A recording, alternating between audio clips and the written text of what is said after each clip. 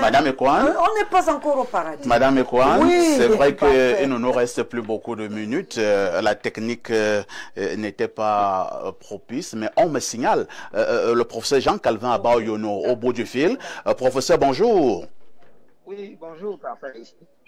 Alors, nous avons une problématique simple ce matin, probablement pertinente. L'échec d'un pays est-il uniquement l'œuvre du président? Quel est le regard du juriste et enseignant d'université que vous êtes?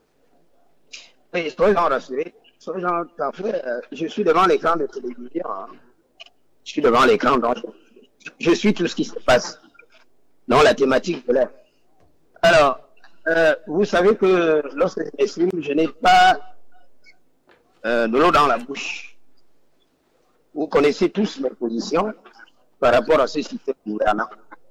Permettez-moi de répondre clairement à la question à l'aune de l'expérience camerounaise pour ne pas faire de la philosophie.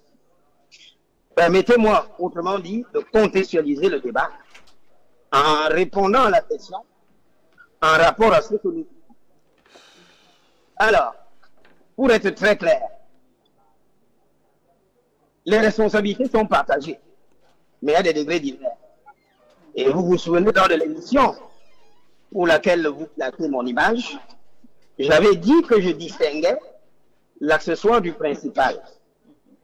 Le principal responsable, je réitère, de l'échec de notre pays est le président de la République. Ce qui veut tout simplement dire qu'il n'est pas l'unique responsable. Pourquoi est-il le principal responsable? Et je vous convie à la lecture de l'article 5 de la Constitution, qui établit sa responsabilité, qui permet de juger toute l'étendue des dégâts dont il est responsable. L'article 5, alinéa 2 de la Constitution, fait de lui l'élu de la nation tout entière. Ça veut dire que ce soit qui lui ont accordé ses votes ou ceux qui ne lui ont pas accordé ses votes, il est notre président. L'alinéa premier de cet article 5 fait de lui le chef de l'État. Ça veut dire que c'est lui qui répond. C'est lui qui dirige cet État. Si on dédouane le chef d'État, il y a quelque chose qui ne va pas. C'est d'autant plus. Dans l'alinéa 3, il est clairement dit que c'est lui qui définit la politique de la nation.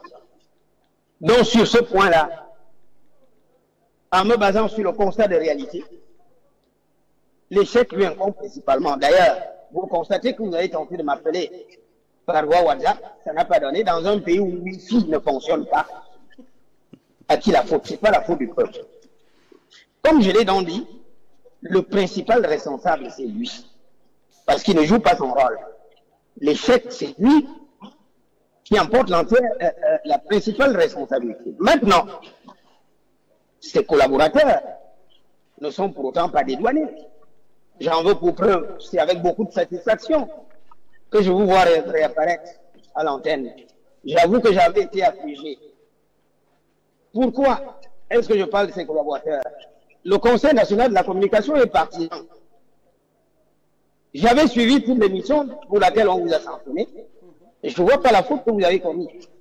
À l'avenir, dites-le à votre patron, le Conseil national de la communication étant une institution administrative, apprenez à venir vers moi lorsque vous subissez une injustice afin qu'on aille au tribunal administratif. S'agissant justement de ce Conseil national de la communication, qui n'aide pas le chef de l'État dans son rôle de régulateur des médias, vous avez suivi il y a bientôt 10 jours Madame la ministre chargée des contrôles supérieurs de l'État, qui, en Mondovision, je dis bien à l'émission dimanche midi, devant le journaliste de la CATV, a déclaré que ce n'est pas la Cour suprême qui doit lui dire ce qu'elle a à faire. Elle a pour boss le président de la République. Mais le présentateur de dimanche midi ne l'a pas recadré. Tout simplement parce qu'il s'agit de la CATV. Vous voyez donc, voilà une institution étatique qui n'aime pas le président de la République à faire son travail. Et à la suite de ça, toujours pour indexer les collaborateurs du président de la République, je puis vous attester que j'ai directement appelé le DG de la CATV afin qu'il me permette d'apporter la contradiction dans une émission comme Actualité Hebdo. Parce que ce sont les chaînes libres comme vous, Equinox et autres et tout, qui nous donnent la parole. Je vous assure que j'ai été ahuri lorsque le DG de la CIATV m'a répondu ceci. Professeur, vous savez ce que c'est que la CIATV. Il y a des choses qui ne s'y disent point. Comme pour dire qu'on n'a pas besoin de voix discordantes. La CIATV, c'est le canton du R, le relais du pouvoir. Voilà des collaborateurs qui n'aident pas. Je prends un autre exemple. Nous, les universitaires. Alors, et là, les Blancs m'entendent. Notre milieu universitaire est sinistré. Un enseignant d'université qui vous dit qu'il est à l'aise ne vit pas dans la crainte de Dieu. Voilà les premiers supplices du régime, qui sont les premiers à chanter les louanges d'un pouvoir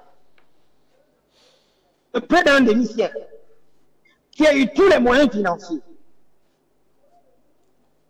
tous les leviers du pouvoir, sans contradiction. Mais lorsqu'on essaie de faire le ratio, l'échec est patent. Et vous voyez, c'est les mêmes damnés de la terre qui, en violation des règles éthiques et du bilan des affaires du président de la République, le soutiennent. Donc, comme Blériot l'a dit tout à l'heure, autant nous avons les dirigeants que nous méritons, autant nous avons l'opposition que nous méritons.